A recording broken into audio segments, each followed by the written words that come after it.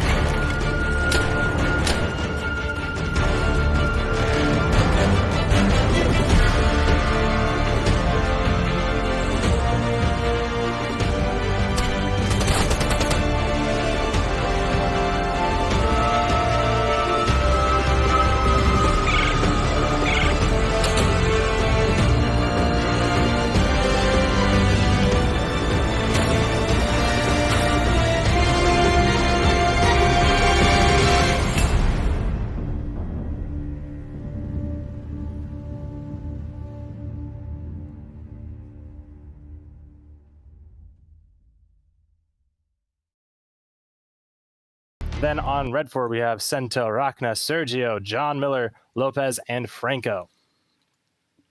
All right, there we go. All right, mine just fully transitioned. Hope everyone is doing okay. I'm with Barbarian, and this is ESM. It is a 6v6 match.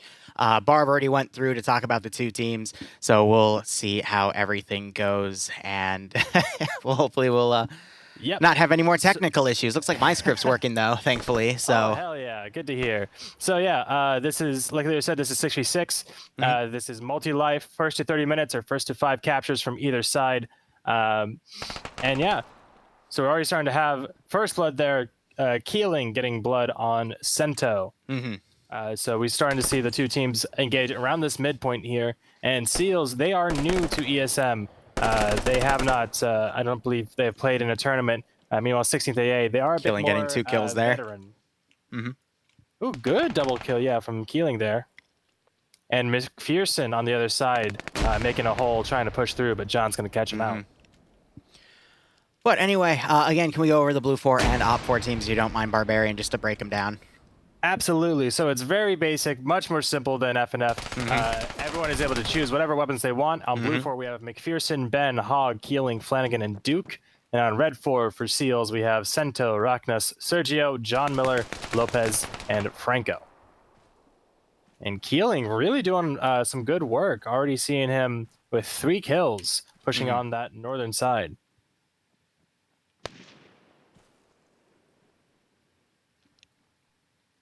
And the thing with ESM CTF is that it is very quick time to kill and a very quick respawn. So do not be surprised if people drop in 1 or 2 bullets. These are 30-minute rounds. It is vanilla only, and it's multi-life. Capture the flag base. Blue 4 is trying to take Op 4's flag. Op 4 trying to take Blue 4 and bring it back. Killing, trying to listen for footsteps there, but Ronkas is able to catch him out and eliminate him. Yeah, that was an interesting play there. Otherwise, we're just trying to watch this match go through. Miller trying to catch around and take out Flanagan. And we'll see how this is. Oop, Flanagan turning around, taking out John Miller as he tries to get him flanked. But as Barb was saying, the choice of weaponry is up to the individual player. So any of the vanilla rifles are up for grabs, be it the MX 6.5, the vanilla, I think, HK 416. Yes. But otherwise, that is all we have for the weapon choice there. But either way, the map choice here seems to be the storage yard within Charkia, as there's a little bit of custom buildup on both sides as well to help balance things out. Some vanilla assets mixed in with a lot of built-up ones, so you have a lot more storage crates around. But otherwise, both sides, you see their spawn areas, which is the blue area for Blue 4. Op 4 has the Op 4 spawn, and then you have the flag markers. But, you know, it's only about a few 100 meters in distance here. Yes, very short, very small AOs, meant to be very arena and high action. Otherwise, it looks like some of my viewers are saying there's a little bit of buffering issues. That, I guess, is just onto my internet because everything else, I mean, is the same as is. Yeah, OBS is saying like you're coming in fine. OBS is saying I'm coming in at 7.5 kilobytes a second, which I think might be the issue because it's supposed to be hard capped at 6K. So it might be coming out with too much information that Twitch servers aren't able to handle. That's why you're getting a bit of buffering. So during our break, I will try to amend that issue. But I'm pretty sure that's just an input issue with Twitch, and I guess my OBS is putting up too much. So I'll try to fix that later. But I've been noticing the same people being super aggressive here. You've got Hogg and Ben for Blue 4 as well as Duke playing defense around their flag, whereas Op 4 seems to have Lopez, Franco, and Miller doing it, but we're still seeing the same 3 names from both sides going at it in the center. Sergio, Sento, and Rachnas for Op 4, and then Keeling, Flanagan, and McPherson for Blue 4. So both sides playing a pretty big mirror match here. Flanagan, I think, is going to hear Sergio's footsteps, immediately headshots him, and then comes around again. But otherwise, I mean, it's a great use of just trying to listen for your enemy, hold still, try to watch a corner, but if you hear those footsteps, immediately turn around and take them out. Rachnas getting taken out by Hogg there, another good defensive play, but immediately I see Flanagan taken out. So if both sides continue to push 3-on-3, while they're keeping the other half of their player base on defense, I think we're going to see a pretty nastily drawn out stalemate unless one of the sides gets lucky and is able to take out multiple players from one side or the other. So. Yeah, so what I'm seeing from Seals is that we're seeing Franco stay back and play defensive. He's trying to keyhole the flag there from that window. And he has a decent angle, but those red crates right in front of him are a very obvious and glaring blind spot. And if he's the only one playing defense, no, Lopez is also playing defense if he's got the other side. So we just had Miller miss ID and kill his buddy Sento there. This might be one of the opportunities McPherson was looking for. As I was stating earlier, he's going to get really close to this flag, potentially having 2 more defenders to go against. If he turns right, he'll see Rachnas and Sergio. But at this point, you want to ignore as many players as you can. Use the route that you came in to pull back. Hogg might be able to be in a position to assist. But again, it's going to really be against Lopez and Franco here for McPherson. I'm not sure if he'll be able to get this. He got Sento coming out. Yeah, and so Sento, if he comes down this way... Hog gets taken out by Sergio. Sento spots Yes. McPherson and takes him out, and that is Nice Blue 4 job. repulsed. So, I mean, it's going to continue to be a stalemate in the center here. You got Keeling coming around on the south. He's been doing pretty good. Might catch Sento out of position on this corner. He attempts to, and he gets the kill. Lopez coming around, though. Keeling in a middle of attack reload. Managed to get the magazine in. Keeling gets crippled and then flanked by another direction. That was Miller coming around on the southern side of the map. All right, not bad. Not bad at all there. John Miller coming around on the southern side. Flanagan trying to come around. Meanwhile, on the northern side, you just had Sergio get taken out by Hog. Miller and Flanagan bypassing each other. Miller neither turning around. This is the fog of war. Miller now focused on trying to kill McPherson. Yeah, Flanagan hears those shots and kills him. Nicely done. Hillary Clinton, 2 shots to the back of the head. I ruled it as a suicide. But otherwise, now Op4 only has 1 guy towards the flag location. I mean, with these first few minutes, you got both sides, you know, balanced in the play of offense and defense. I think whoever starts committing more forces from defense onto offense first is going to have an early advantage, might be able to take the first flag point, and then if they play balanced for the rest of the game, I think they'll be able to win this round. But otherwise, Hog repelling this northern attack by Op4. Sento coming around. Side, yeah. Hog immediately runs to cover. I don't think he heard Sento, but he's going to hurt Sento firing here. He takes out Duke, only for Hog to take him out. Keeling was also in position in case Hog went down. And then you got Flanagan also getting up to this corner. I've been noticing Blue 4 has been a bit more aggressive and successful in their pushes, getting on top of the flag a little more often. Yeah, real quick, Flanagan just takes out Lopez. He's in a fight with John Miller here. Franco's the only other defender. We're starting to see the reinforcements come in from the spawn, though, so they're going to be quick to find a defensive spot if they want to try. Blue 4 has to push the rest of their forces up, get that front line. They might be able to take the flag here. Keeling getting taken out by Rockness. Nice, yeah. Yeah, Rockness got crippled there, too, so he was able to keep his composure. Very nice. Miller about to come around. Flanagan camps that corner, takes him out. He immediately starts pushing. Franco is stuck in a grenade loop as Flanagan comes around. 3 shooters on Flanagan. The grenade ends up getting a McPherson flanking Sento. Lopez trying to get a shot on Ferson, but Lopez gets taken out. McPherson running to get the flag. Franco camping that corner. No, Franco is dead. Rock is coming around. Rockness is able to stop McPherson there. Very close call, but at least Blue 4 is getting the touches on the flag. Rockness getting shot in the back by Hog. Really close there from McPherson. If he got that last kill, he would have been able to run it back home free. Most likely, yeah. But even if he was able to touch it, that's what the deal is with ESM CTF, is that even touching the flag and getting it into your team's hands does count towards overall total. Of course, captures and scoring it is worth more, but if it's a tie, then it'll go to whoever touches it. But I don't think they even got the touch because I'm not seeing a point tally on there. There was there would have been a pop up. You would have known. Very, very close. Keeling getting taken out by John Miller. John Miller, though, immediately gets flanked and eliminated by Duke. Now Op4 doing a little bit of a counter push, taking it to the middle. Sergio just got a kill on Ferson. Cemento might be able to come around and get a kill on Duke if he fully clears that corner. He's going to fully clear it, and he gets the shot and kill on Duke as Duke was trying to eliminate Rockness. Now we've got 3 Op4 guys coming up. Flanagan might catch Rockness out of position here, though. Yes, he will. Yes, he will. It's a great drop. Going to push back to try and chase Sento, I think. I think he's going to think that Rockness was the shooter there, and then we have Hog coming into the AO. Again, getting right on top of the flag position. Yeah, that time he gets it. He did get the touch. All right, so Blue 4 getting 1 touch there. If it still stays 0-0 for the rest of the match, Blue 4 will win the round. I believe, again, Blue 4 is 16 AA and Op4 is ESM. Yes. Or ESP. ESP España, seals? not ESM. Gotcha. Because they're a Spanish community, correct? That's what España means. Yes, I know. I'm so sorry. I don't cover that many Spanish communities. Rocket going over. It's an HE round. A little high. McPherson trying to go again for the flag to get the touch. Unable to grab it. And you have Sergio there almost getting the blue flag there. Gets right to the flagpole, but unable to get the touch there. Yeah, stops him.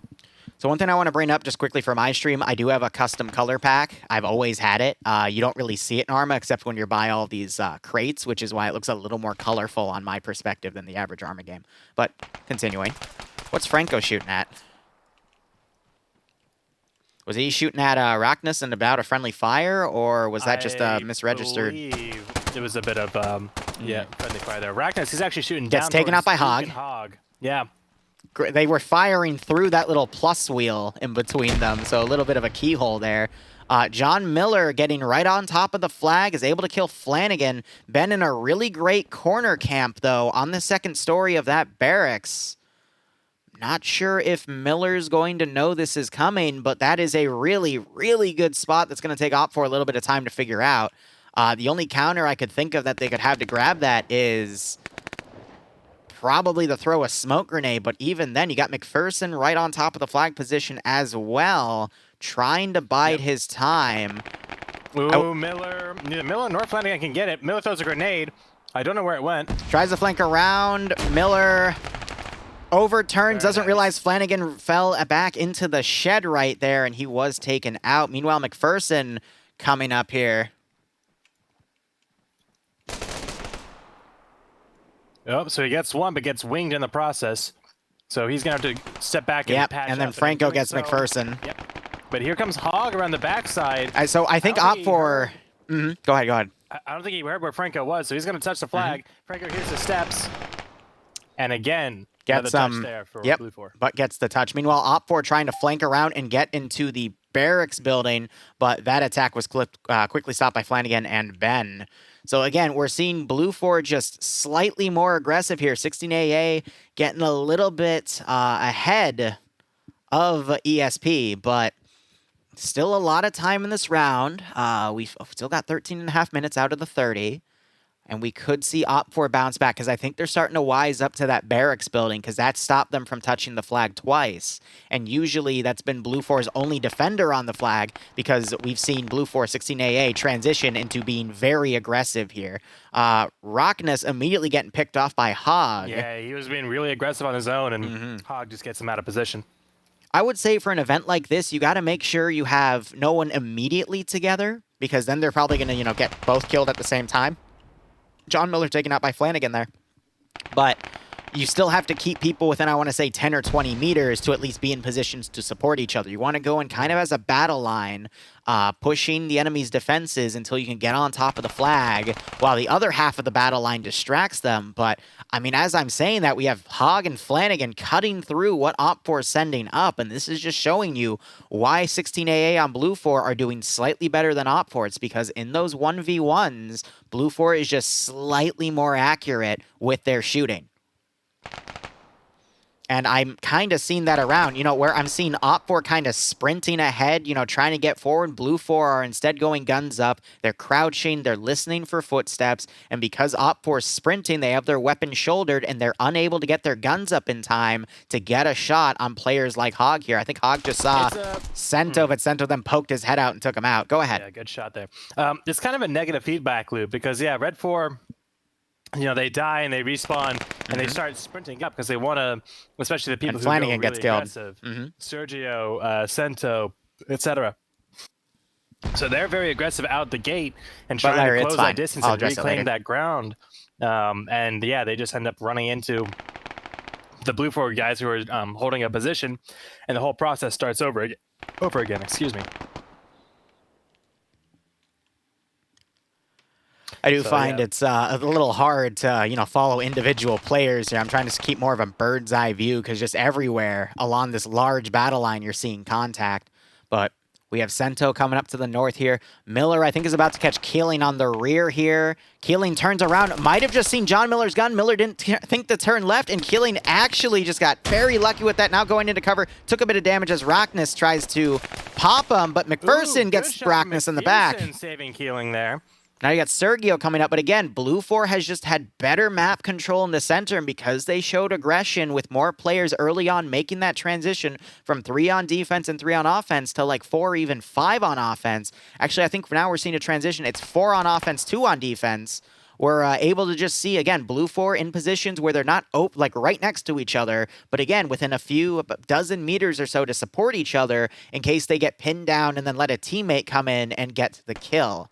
Oh, here we go. Lopez and Sento now pushing up on Keeling. If Keeling can stop these two from pushing this way, that could be big. Meanwhile, McPherson gets the kill on Arachnus there. Hog and McPherson going to go for that. Keeling's going to hear Sento's footsteps. Yep, running along that outside perimeter. McPherson and John trying to get each other. Yep, Sento went down. Lopez, I think, just got... No. Oh. They just trade? Yes, they did. Yeah, that happens sometimes. So you got Hog in position here. He gets Franco. No one's covering the flag. Keeling needs to watch his rear. Quickly turns around, tries to get Sergio. They trade. 180. Blue 4 might be able to get the flag here. Hog gets the flag. He's running for it. This could be it. He's going to have Flanagan right behind him to cover.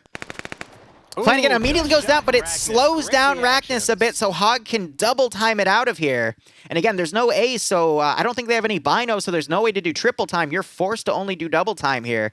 So Hog making his way back. I think he's got it, though. I do like that Duke and Ben, they're not going to come out to play defense here. On the flank. He might catch it. I think he caught an angle and just saw that flag. But it's not going to be enough. Duke and Ben playing defense. So, no. I think 16AA is going to get the first score here. Yeah, if Arachnus comes this way, he's still going to... Yep, even doesn't even matter. Hog's going to get it. First score. There's the capture. So, by the way, on the interface I have up top, the bigger number represents how many points they've gotten in terms of flag captures, then the smaller number right below represents the touches. Otherwise, Arachnus did his best. He got Hog. I think Keeling then got him. Sento then got dropped by Keeling. Duke, I mean... Both, I'm going to be honest, though. Blue 4, I feel like, has the slightly better angles for defense. Duke on that one little slit right there. Ben on the second story of the barracks covering that other area. He's really just nasty with Op 4, I mean, they don't have as good of an angle to cover. I mean, I do see a few places where they can go, but it feels a little more constricted, you know, a little closer to the flag. So I think it's just a little tougher, but there are multiple rounds, right? Yeah, so it's two halves, and whoever has more points at the end of the two rounds wins. And if there's a tie, then it goes to the tiebreakers. So both sides, it's on how many points you can get cumulatively. So if one side is slightly better than the other, you have to capitalize on that more than the round you were defending it. So I think that's actually a fairly balanced system. It gives both people an equal chance to do as well as they can, but it shows the PvP. It showcases that and how skilled one side is compared to the other. I actually really like that system. Yeah, and we've had... Multi-life. Because I ran no predictions this framework for TMTM once, and I did a tournament with all of them. Oh, and it was great. They all used double barrels at the end. Of course they did. Shotguns. It was fucking awesome. Oh, McPherson and Sento trading. Sento got a great shot on, I believe it was Hog coming around and taken out. Meanwhile, Keeling... Real quick. Yeah. Just to finish the thought, yeah, the two half system really works well to weed out imbalanced maps, because if we see one side getting 5-0'd every single time the map is played, then they know how that it needs to be worked on. And so at this point, they've gotten some really good maps. Lopez trying to push up, getting pretty close to the flag, but I think is... Yeah, he's looking for an opening. He wants to get a pick before he keeps moving up. So, again, Op4 going aggressive on the north, but I think one of the weaknesses we're seeing in Op4 is look at how they're deploying their units. They're putting them in front and behind each other, whereas we've seen Blue 4 do more of a lateral battle line. And that's been causing Op4 to kind of just keep their forces in narrow positions, and Blue 4, because they're responding with that battle line. Great grenade throw by Sento, by the way, killing Flanagan there. But it's just a great example of, you know, hold up. Keeling getting a flank and killing Sergio there. Of Hog and McPherson lines and columns. Sento. Oh, takes out McPherson, gets a great hit pull on out by Hog, yep. Yeah, but good perseverance. Has to bandage up. But just, you know, I feel like Op4 is putting themselves in a few situations where it feels like a fatal funnel, too, with how far you see the infantry back and front. That's allowing Blue 4 to quickly acquire new targets and take them out. And that's why I think we're seeing Op4 respawning more than Blue 4. But if you just look at the player statistics right now, Blue 4's two defenders, Ben and Duke, are at the bottom of the leaderboard here. But that's understandable. That's well, just no, playing so defensive. Yep, but let me explain. Yeah, exactly, because they are purely playing defense. And then you have all of Op4 above those two, but I think that's only because the two guys that are dedicated to playing defense, Franco and I think it's actually just been Franco, and I've seen John Miller going back and forth here. Lopez has been there a little bit too. They're kind of switching off, but they don't have anyone playing a dedicated defensive group here. Now it's Franco and John Miller, but I think because of that more loose strategy that Op4 is doing, instead of committing to those specific roles per match, that is also kind of costing Op4 a little bit. So a way to think about it with the bottom guys who are defending is every kill they get is a literally like a flag point touch. defense. Yeah, it's a point defense. They stop someone from possibly getting the flag. But I mean, look at these KDs right now. I mean, Hog at 20 and 6 on top. I mean, that just goes to show you. And you just got another. Oh wait, no, that was McPherson getting a kill on Rackness from literally. It's a pretty long distance shot, at least half the distance of the map itself. But I do like what Keeling's doing right now. He's holding here, trying to wait for forces to come up. Flanagan gets taken out by Sergio. Otherwise, Sento, I think, just got dropped by McPherson and Hog. It was McPherson that got the kill, but, I mean, it's good to be able to extrapolate the data of the leaderboard here, but, you know, the points are... The score points are like this because the Blue 4 just seems to be slightly more aggressive, but also having some slightly better tactics here in their PvP. I think Keeling just tried to kill Arachnus. He just exposed himself, so he's going to make a run for it. He knows people like to camp in that shed, so he's going to now hide in there. Rackness and Franco coming back, Keeling trying to look around. Grenade in there and he'd be done. He'd be cooked. But I also do like the transition here where we're only seeing Keeling now going aggressive. Blue Force transition to having much more guys on defense now because they have this massive point lead. And the only way Op4 is going to be able to counter that is if they put so many people on offense to counter the 5 people on defense. Keeling going for a swipe at Sento there, but misses his shots. Rackness, Sento, Franco all occupied with dealing with this guy. Rackness, he pushes up. John, he's coming in, immediately dropped as soon as he gets back into the AO. Sergio, meanwhile, was right next to Flag, but he was taken out by the defensive units there. Keeling still taking cover here. There's the grenade throw. Yeah, that forces Keeling to push. He gets the kill, but then he's flanked and taken out by Lopez.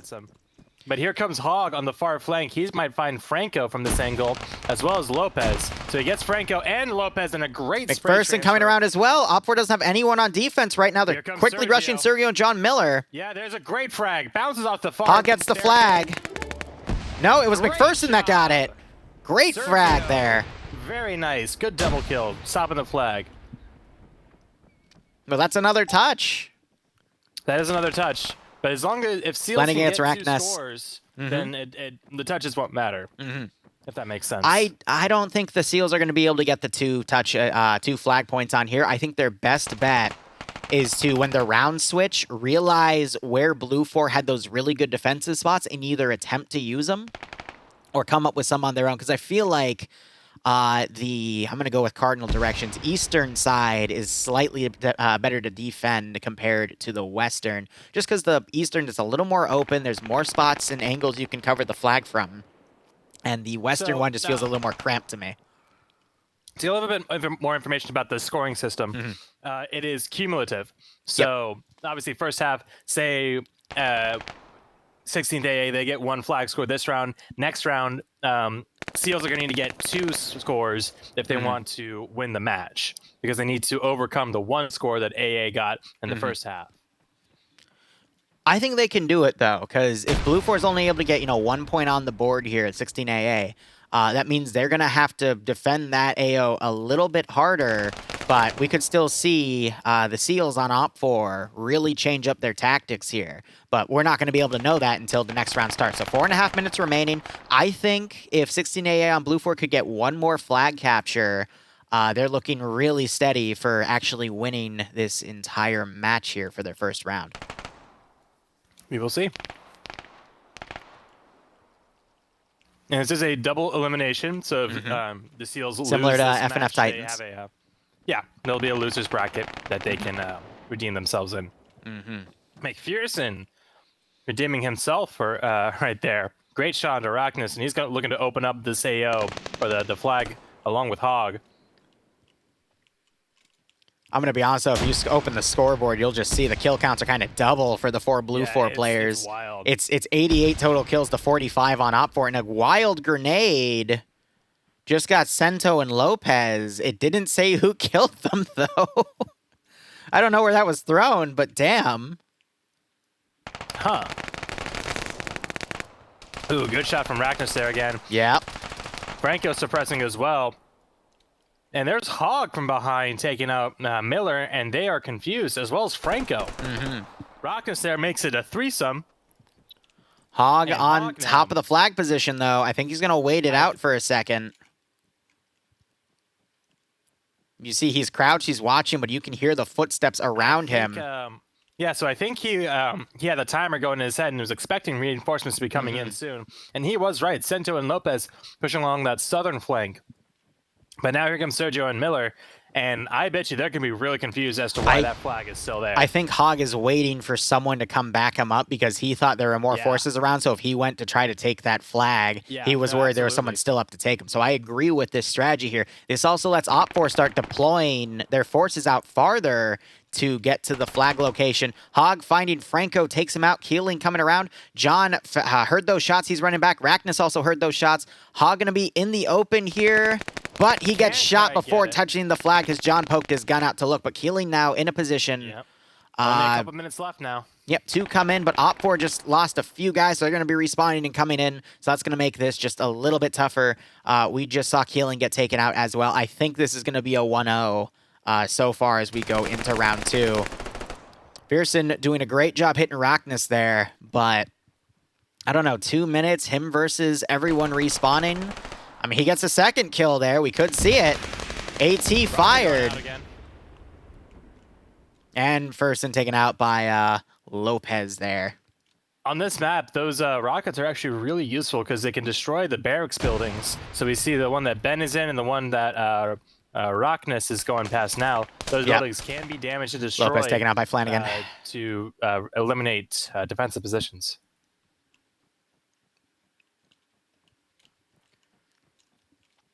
Hog, I think, noticed Miller coming around. Keenigan's going to catch him out in the open, though, and takes him out. Again, it's just the level of play that you're seeing Blue 4 16AA doing compared to the Seals on Op 4. Just Blue 4's tactics of the battle line. Blue 4 just stopping and listening for those footsteps, keeping their gun steady, but if they hear the footsteps behind them, they're quick to turn around. I feel like there's communication, though, because when I see one person notice a guy across the map, I instantly see the guy near the Op 4 contact turn and start focusing in that direction. So I just feel like there's better cohesion overall with 16AA for this round, on top of the fact that their AO is just slightly better on the defensive side because it's a little more open. There's a few more hidey holes. Yeah, but I think it's more maze-like over there. I'd be curious to see, though, how these guys attack that AO next round. Yes. With this cohesion. So you got Keeling covering. He immediately catches John Miller. Gets wounded because he wasn't able to land a kill as quickly as he wanted to. 30 seconds remaining. Op4 still has a chance to score here. Arachnus might get a flag touch, but we still have Duke and Ben on defense as he goes. I don't think there's overtime. I think 30 seconds here is going to be it. Flanagan's going to go for it. Gets the touch. And is immediately shot in the back. And he gets just double teamed there. Duke and Ben both just shredding him. 3 seconds. And that is it. Game is over. AA getting 1 capture, 5 touches. Navy ESP unable to get anything, but I think that was a great first round. It was a great showcase. Both sides did really well, in my opinion, but AA just had slightly better cohesion overall. Oh, they have a little victory thing. With a little middle finger flick off. That's hilarious. Yeah. But yeah, I mean, just the kill counts here. With a 3.5 KD. Ben technically with a 4.0 on defense, but he never died. But, you know, just pure defense there. But look at that, 53 deaths to 112. I mean, that's good God. 2-to-1. But, you know, it was getting a positive KD. Point-wise, it was that divided but just to get one capture on the flag. That's how brutal this has to be. That's why I have the touch system for the flag to determine tiebreakers. Because I'm going to be honest, I remember from covering this event back in, I want to say 2019, the whatchamacallit, it was really rare to see a flag capture. It was always down to touches for most of the rounds, and that was like 3 years ago when I last covered this event. So we'll see how things go. But anyway, Barb, I want to say thank you again for inviting me to this event to cover it. Of course, of course. And just one question on the AHK. Chat's not going to get this, but we're probably going to switch to the one labeled number 3 instead of number 2 for the next round, right? Huh? Never mind. I'll ask. No, it stays the same. You don't have to do anything with it now. What you do need to do, though, is for in-game round 2, you need to manually put the scores from this round. So it's going to be 1-5 for AA. Okay. Yeah. I'll make sure that is set up while we're doing the transition. Yep, so it's going to be a couple minutes. Mm-hmm. And, yeah. So I will state also to chat, they have their own custom streamer package, which is why you're seeing some of those fancy turnarounds and whatnot. I just realized my title might also be scuffed. That's funny.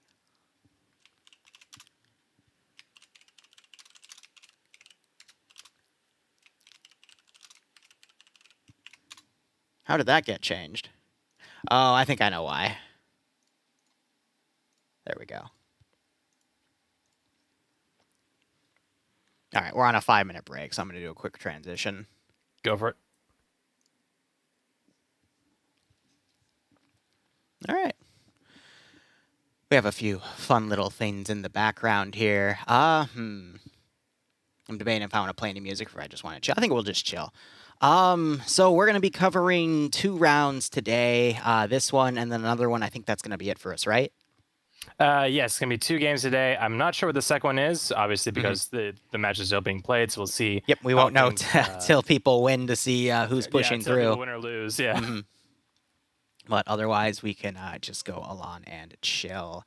I am going to play some music. Screw it. Let's see. What is on the docket here?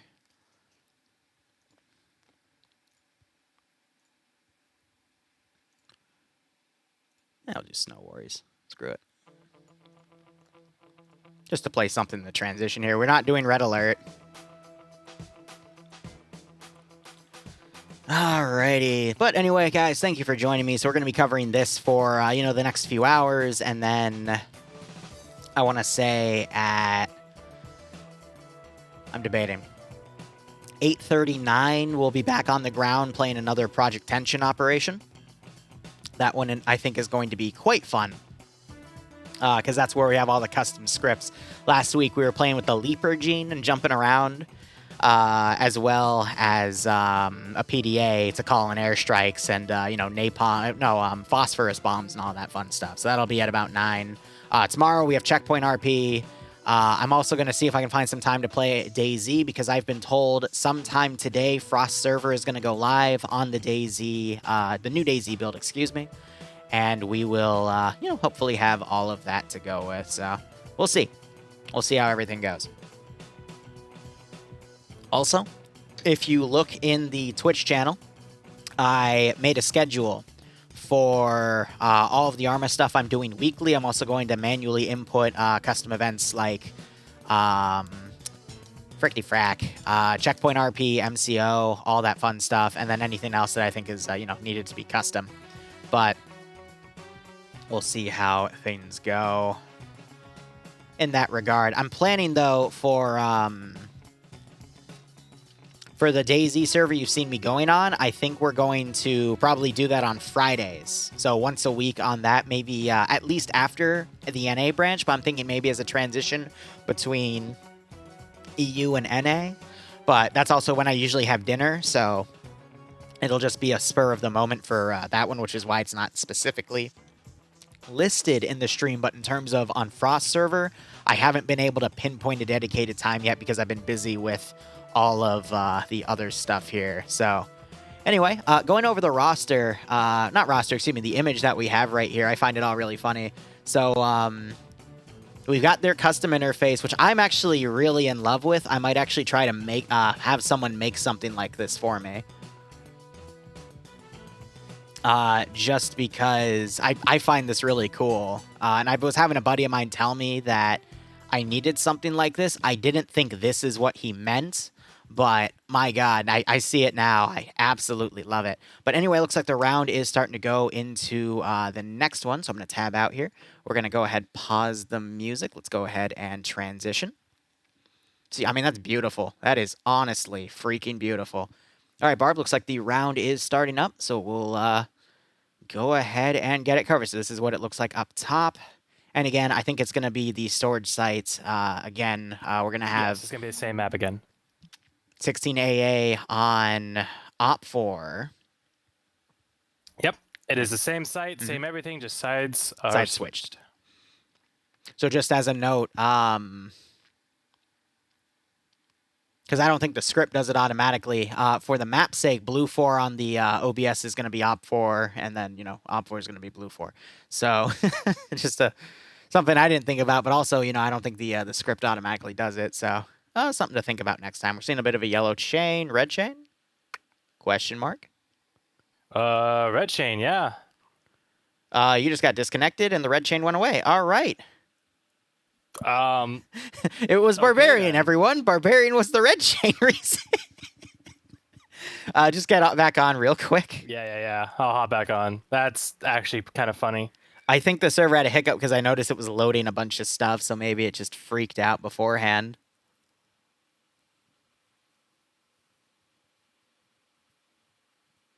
Well, we should be A-okay. Server's fine. Oh, yeah, they're waiting for you to come back, bro. So, whatever.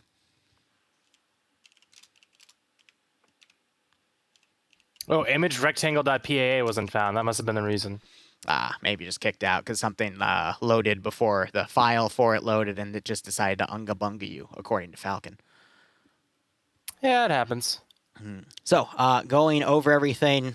Look, see, Ben is drawing this amazing plan here. He actually wants to leave the map boundary and then flank that way. What an interesting strategy we're seeing come in here. But looks like round is starting.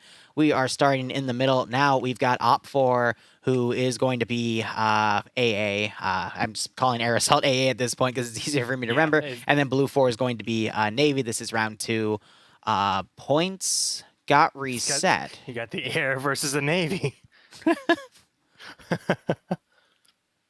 But yeah, so they're gonna get a few about a minute here to change their gun. So you can go look at them in their spawn, and once they get their rifles, you'll see them flip through it just like that. So we'll see all the guns they can pick. So they have full choice, whatever gun they want. They can bring NATO, AAF, CSAT. They can bring double barrel shotguns. They can bring, I think the even the contact rifle what is they're in going too. for here. So it's supposed to be this one, the Grot or whatever. They are going to be doing that, and here we go with the round starting. And that's supposed to be down there. 1. And that's supposed to have the previous points loaded. Gotcha. Okay, but that's not, they're not coming up, and I didn't preset the names that way. Okay. So I just realized there's a in-game round 1 and an in-game round 2.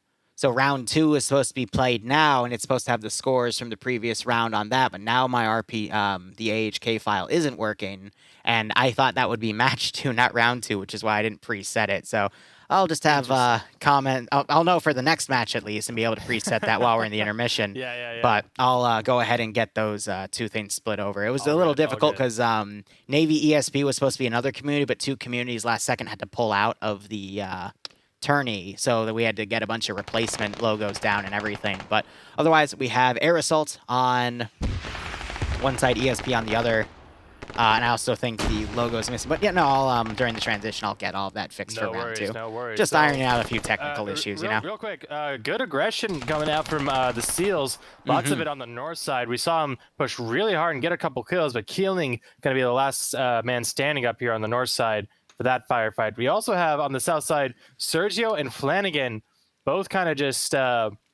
in a bit of stalemate here. Sergio's going to breach and clear that corner, though, against Flanagan. No, he doesn't commit. No, I don't think you saw Flanagan pull back there. Flanagan's kind of doing this real creepy-like, and Sergio is on the same wavelength, it seems. But Sergio just didn't see Flanagan there or something. No, his gun was on safety. He just Why, was there a click? I don't know. I can't explain it, dude. That's oh, man. I think just in the heat of the moment, sometimes your brain doesn't process things, and then it just hits you like that. But already we're seeing AA on the offensive side here pushing in.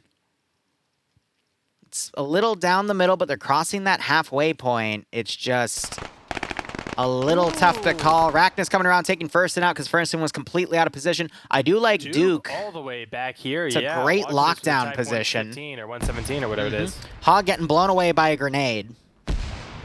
Miller's grenade, so he did a good toss of that over the wall. Keeling's looking up here, though, and might spot him and spite him as well as he pushes around that truck. Yep. Great drop by Keeling there. And now Flanagan getting pushed by Sergio and Lopez. And I think he heard those steps. Sergio Flanagan comes around, gets Flanagan. Gets a great shot. That's going to open up a little bit. And as he crosses out here, Sergio going to miss Keeling's gaze there. And they're going to skirt around the exterior wall. So far, really good start from the Seals. We see him playing with Franco and Sento again on defense. Rockness trying to draw some attention on the north side. He's got a bit of... and then he's dropped immediately by Hog. Yeah, very good shot there. Yeah, AA, they're really stacking this northern side. Flanagan and Ben here going to be an even 2v2. As Flanagan pushes around, he's going to be very suspicious, clearing everything. And as he comes up to this building, and he even gets the double. How does he do Flanagan it? got both? Flanagan.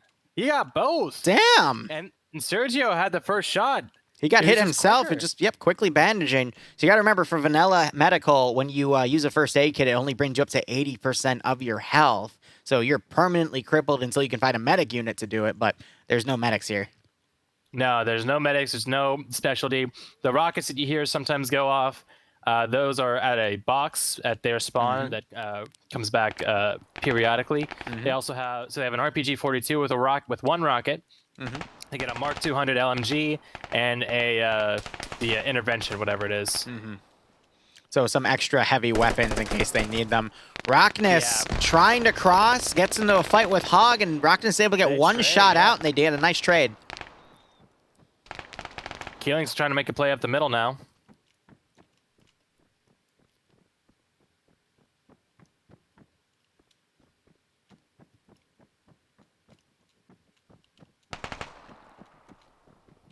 So good start from both sides on this round, honestly. Again, I've been really seeing impressive stuff from Seals. Op4 being a little more aggressive. Again, they're 16 AA. Seals have been also getting some good aggressive pushes, but again, the fact they're keeping their forces a little too close is allowing opportunities for AA to get some double kills here and there. We already saw one by Flanagan, and I think that's what's causing Blue 4 to then get pushed back here. So we need to see...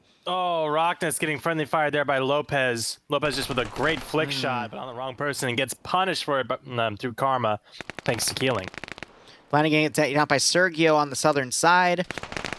Now, this is a little dangerous, though. Miller just got taken out by Keeling. Sergio, I think, just got Fearson. Yeah, that's a double. Can he get a triple on Hog? Nope, no, Hog stops him.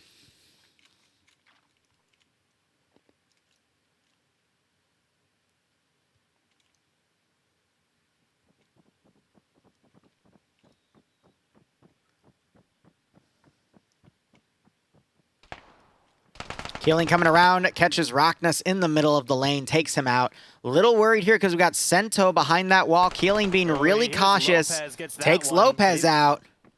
Sento, he's moving the... Great headshot by Sento there as Keeling was sprinting. Keeling, it looked like he was checking all the positions where in the previous round his team was defending, but he didn't think that this spot Sento was in would be obviously taken. because it's just right on top of it. So I do like that Blue 4, they know where the previous Blue 4 was garrisoned, but now they're doing different spots to try to throw AA off guard here. I think that's a great call there. Absolutely. And yeah, just in general, those reverse defensive positions where you have to really expose yourself to a lot of other places if you want to check it. Flanagan up friendly firing McPherson here. That's going to give map control to Blue for the Seals. Ooh. So Hog is really far up ahead. He let Lopez go past, held his fire. So now he's going to sneak up. He might clear out this barracks building. Smoke grenade thrown. He's going to go for it. Lopez taken out by Flanagan, but then Flanagan immediately taken out by Sergio. No, he didn't. Oh, he just saw that barrel of Sento turned around, and Hog is going to get the touch. Point. So he's going to have pretty much free reign now, as most of Blue 4 is actually on the other side of the map. We have I think Franco's going to look down. Hog catches Sergio, but Franco might get a keyhole through the fuel truck. He does not. So can Raknus and John turn left? Frank now immediately charges this position. There's a thing in the way. Healing's going to be watching the rear of Hog. He has an AT launcher, and now Hog's going to hug this one spot. Healing now watching the rear. We could still see an intercept here with Raknus and Miller. Ben covering this one position. And if they hold the flag, then they cannot capture. If the flag is away, they cannot capture. Hog's going to make a run for it, but he's going to get immediately stopped and taken out. They are going to stop him. Ben immediately killing Raknus before he can touch it. Ooh, flag is still in play. Ben gets the kill. John Miller desperately trying to defend, but he is taken. Lopez coming around, gets blown up by a grenade, but Lopez also dies to the grenade. Franco doing his best to take him out, but Flanagan coming on the rear. Flag is taken. Get reset. And Duke. No one touched the flag in time. That was such a tough fight. Just look at all the bodies around here. That was such a tough fight. Holy crap. Yeah, so I scuffed it, Flash. That's on me. I'll make sure round 2, or match 2, I have it set correctly, because it just dinged on me what the second round page was for. So that's on me. That is completely on me. So it's Navy on blue, 16 air on red, and the this thing right here is also Hog and Raknus. I don't know why that's not deploying properly either. Hear that gunfire. Sergio going to be able to touch the flag. He gets it. He's going to run right into Keeling though, but he gets shot in the back by Duke. That is still a touch for Seals. That's their first scored point of the match itself. I thought they got a flag touch last time. Did they not? No, Seals got nothing last round. Again, that information is supposed to be deployed right here, but for whatever reason, my hotkey thing isn't covering that, so I'll have to look into that in intermission when we get to the next server. But I swear, it'll all be fixed. It's just teething issues. I had 24 hours to set all this up. It was very last minute, but you know what? Screw it. Why not? You had 24 hours, and realistically, you had maybe 3 hours of help tops. to figure it all out, so I'll take what I can get. All the overlays, great grenade throw. Miller trying to get away. Still, oh, nope, didn't do any damage. No, he's good. Now, another crazy thing to note here, there's no body armor, there's no helmets. If you get shot, you get shot. two or three body shots to the center, one to the face, you're done. So it's another friendly fire by Op4. Yeah, Keeling. Very quick on that trigger, takes down Hog. Bit of friendly fire. I think we only saw one friendly fire last round, but this one, it's just been... like 4 or 5 this round. Yeah. Raknus with a great run and spray. And here's Duke watching this keyhole. And Sergio there getting a friendly fire nade onto Raknus. That's really unfortunate. It's like the 5th one now. Yeah, right? I'm going to be honest. The first round, we saw a little bit more coordination, especially by 16AA. Now it's kind of just a free-for-all at this point. We're seeing some pretty heavy aggression, but I'm not really sure what else we're going to see. I mean, Op4, we see a lot of them respawning right now, so maybe 16AA will use this opportunity to reform a battle line to push 10 in. minutes or so passed by now, so about 20 minutes left. But we might also see them just default to defense because they're up 2 flags technically because it's the previous round added to the current round. So they're up like 2 captures, 5 touches to ESM, or excuse me, ESP, that has only 1 touch total, no captures. So I wouldn't be surprised if we saw a massive transition to defense by 16AA. But we'll just have to see what happens here. And I do agree, the Seals are definitely doing a lot better. But when we look at the actual statistics here... Oh, that rocket! Did it hit a friendly? Again! How much friendly fire is going to be on this round? Like, damn. What's really funny is that Sento, the blue 4 guy in the building, is completely unscathed. He's fine, but the freaking rocket killed a friendly. My goodness. Those rockets being useful for destroying some structures. So that now that part of the building they won't be able to use as easily. And yeah, the Spaniards, you know, if they're able to bring this back, they'll get my seal of approval. I mean, they just might, but again, we got 16A on Op 4 encroaching on the flag position. Blue 4 ESP starting to respawn here and fold in. Shot from Hog onto Sento there. Across the way. Miller's gotten the RPG HE rounds out. Not sure when he'll deploy them. He now enters the zone. Keeling is now coming back up into the barracks building. He's immediately dropped. Good flank. Flanagan should be able to come in from the north now and try and capture that flag. We also have McPherson. A lot of Brackness gets taken out. Flanagan comes around, gets Lopez too. Great double kill. Lots of pressure on the Spaniards now. Yeah. As they look to make another touch. Here comes McPherson, gonna look for a play. Pearson gets taken out by Sento. Keeling's also dead in the barracks. It's just Flanagan here now for Red 4. Hog is in a nice overwatch position to watch this open area. You got Sento coming around that corner. Flanagan pushes him. John Miller coming around the rear could stop him. Flanagan gets the flag. He gets the touch at least, but Franco then takes him out. Yep, so they'll be and able the to flag is returned. That. Yep. At this point, yeah, Seals are definitely going to need to get at this point 3 scores if they want to try and win. They're not going to be able to win with 2 scores because of the tiebreaker rules. So they're going to want that 3rd one. To get 3, though, in the next 16 minutes, Barb, I don't see it. The way that both sides are playing, Sergio trying to hit Keeling in the back, gets the kill. And I think he got McPherson as well, so great double kill. We actually might see the start of it here. He's going to have to get more, but Ben and Duke just, you know, dedicated to defense today. They haven't really let anything slide except for 1 single touch between both rounds so far. And even then, that didn't get far.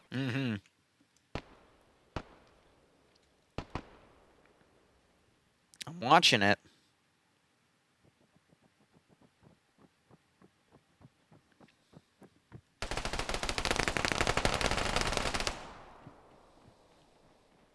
Miller and Raknis both getting taken out immediately by Ben and McPherson, respectively. Sergio's going to be the last one up here for Blue 4.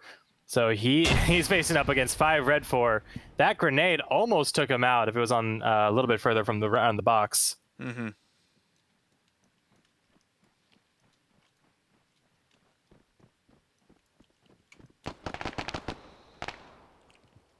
Hog trying to come around. He's really favored these northern corners here. He has the RPG as well.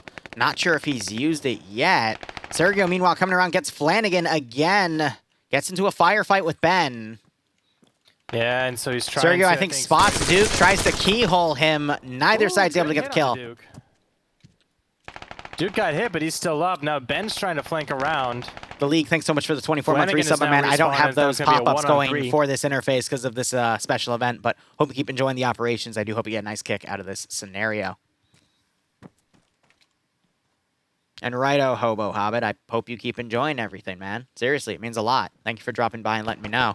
Because it's people like you that tell me that. Sergio, I don't think his bore was keep me going with all of it, in all honesty. Yeah, you can so see thank all you, the, seriously. all the rounds just heading into that top left corner. So Duke is able to take him out really easily. Or Flanagan, excuse me. Appreciate it. Seriously, it means a lot. Whew, all right. 14 minutes left now. Sorry for the radio silence there. 14 minutes. No worries. We saw Sergio get close to the flag, but he was taken out by the defenses. We got Keeling and McPherson up here again, trying to hold Raknus going into the open doorway, getting taken out by Keeling. I mean, just looking at the point totals here, again, Op4 is just staying double ahead of Blue 4 in terms of kill counts here, and I think it's really showing for this scenario. Ooh, Franco had a little bit of a height advantage there. I don't think Keeling expected that, and that gave a half-second hesitation for Franco to get the kill there.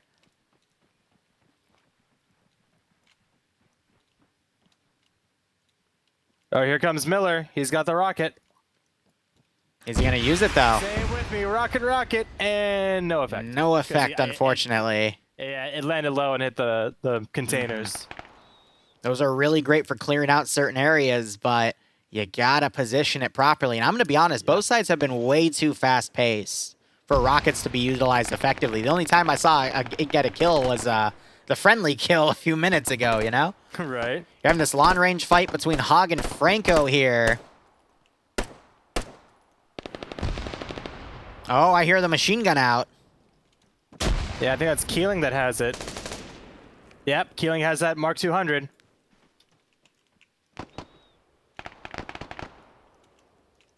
And here comes Lopez on the left side of Keeling. Now he peeks out, shreds him. Miller's going to look for an opening.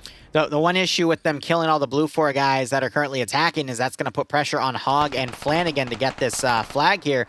Hog suppressing up, unable to get Franco in that doorway. You got Sento camping over here. I think Franco actually just got shot by Flanagan.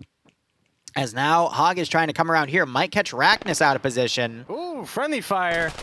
McPherson getting dropped by Keeling. With That's just unfortunate. A little burst. So that's going to make Miller's job a little bit easier. Still has a 1v3 to deal with as he's flanking around the back.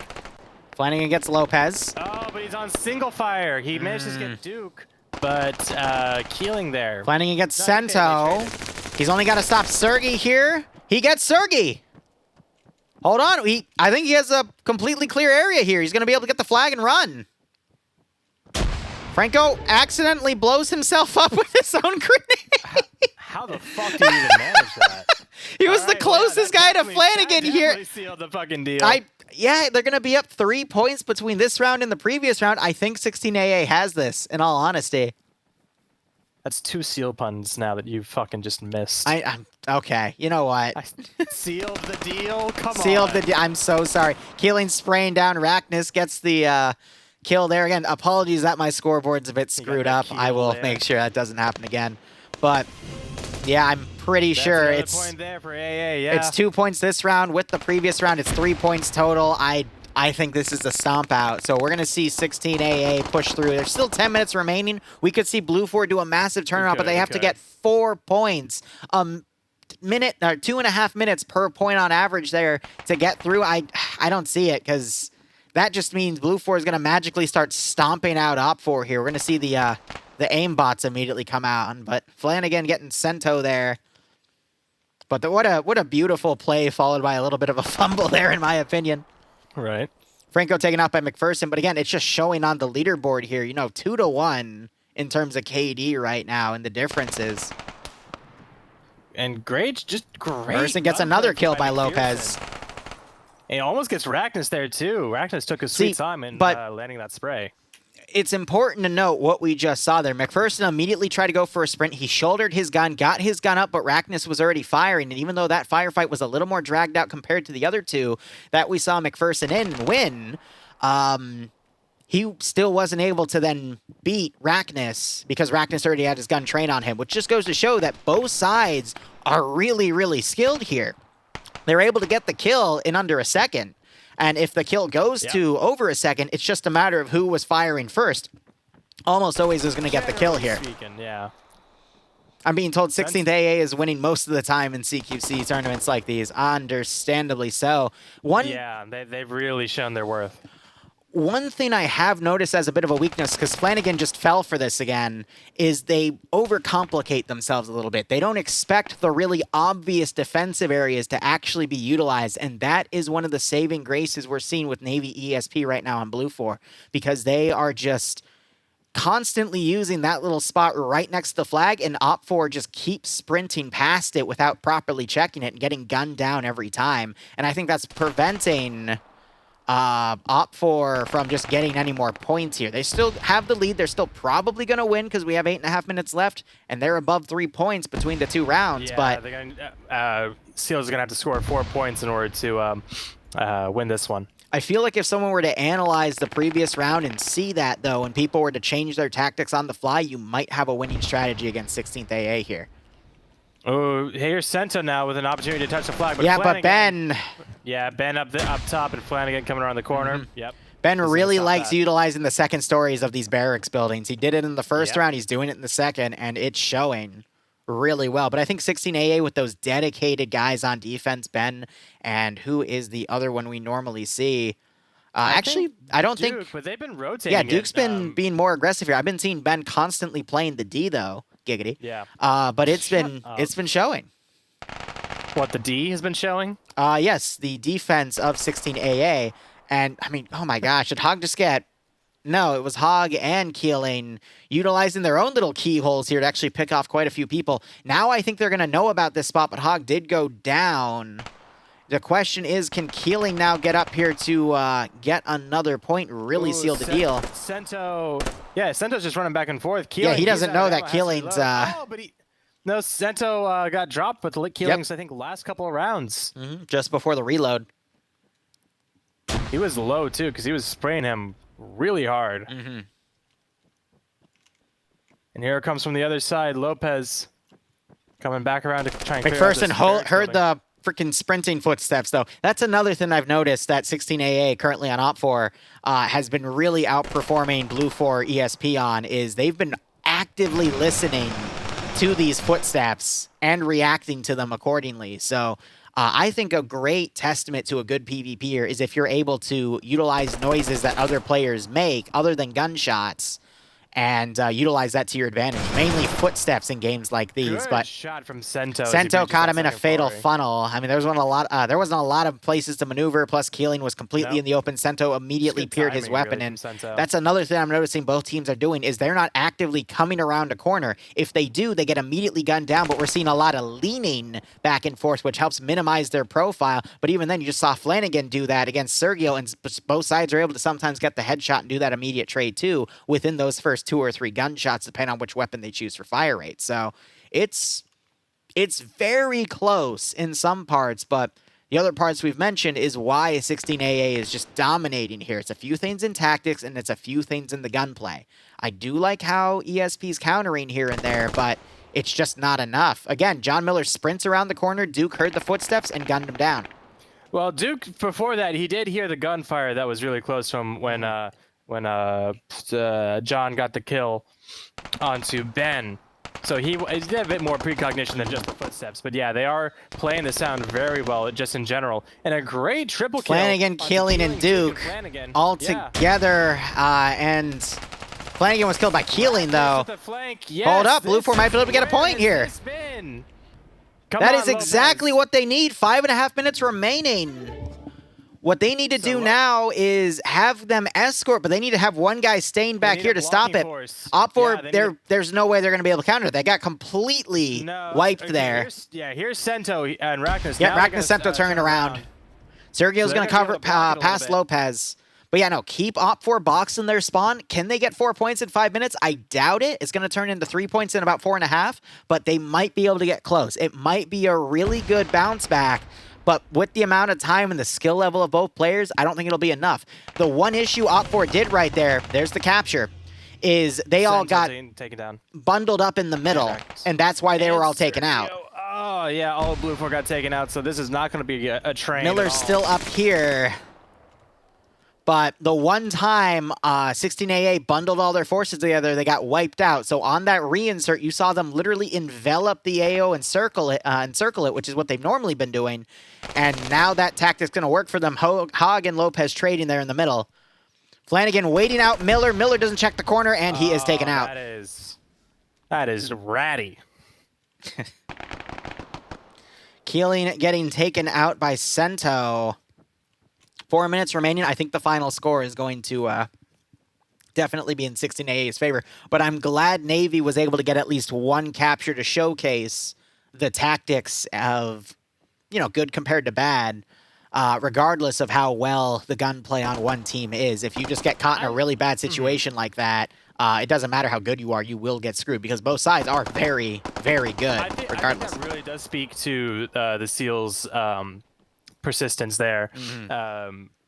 Because, yeah, that first round, it was a bit of a slog, but the second round started off well, but once AA got those 2 points, it was a much bigger hill for them to climb up. But they're still trying. Like, they're still going for this, and they got one score at the least, so they could make it even for this round. And against a group like 16th AA, that is pretty impressive. Ooh, that grenade onto Keeling. Is it going to pop? No, bounced a little bit too far. Miller getting a great flank on Hog because Hog got tunnel vision on Sento. But see, when you have two people working in a bit of a battle line instead of a column and they're able to support each other like that, they can easily outflank even what I would consider the best player today, being Hog, because he was really aggressive in the first round. He's now tied with Flanagan in the second, but just in terms of raw KD. Yep.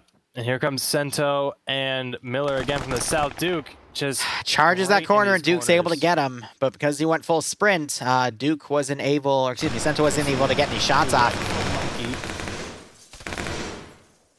Miller getting a good shot onto Ben, or trying to, and Hog is going to come Hog's gonna punish him. Oh, that grenade bounces a little bit further in. Hog's waiting for him to poke out, and there it is, and he gets the kill on John Miller.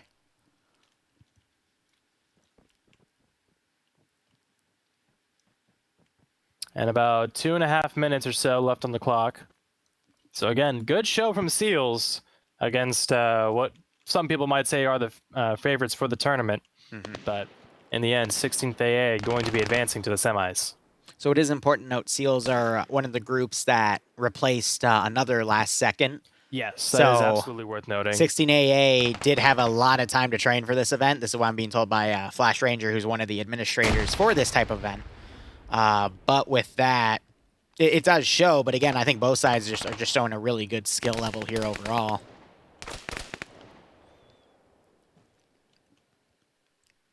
Having a long-range fight here. Hog trying to poke out, get some hits on Miller. I think he crippled Miller. Meanwhile, in the north, we heard some shots go out. That was Sergio getting taken out by, it looks like, Keeling, who was prone under a truck. But 1 minute remaining. I think it's over. No, it absolutely is. Raknus is going to try and make a bit more of a play, but I think that is going to be the end of the round here in just a minute. Hog, again, holding steady here. At this point, I don't think he's playing to be super aggressive in terms of movement. He's just holding himself in this southern row, stopping anyone from coming up. Great kills here. You see a rocket get launched out for anything more. 30 seconds remaining.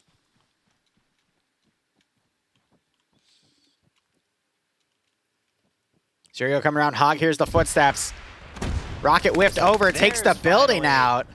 Finally. And Hog gets taken out, yep. Rockets. That isn't friendly fire. Yep, and Franco getting taken out by a rocket. The whole entire barracks gets blown up. Yeah, I would think that would be one of the first things you need to do, that is blow up the barracks buildings, because Ben on 16AA has been capitalizing on both.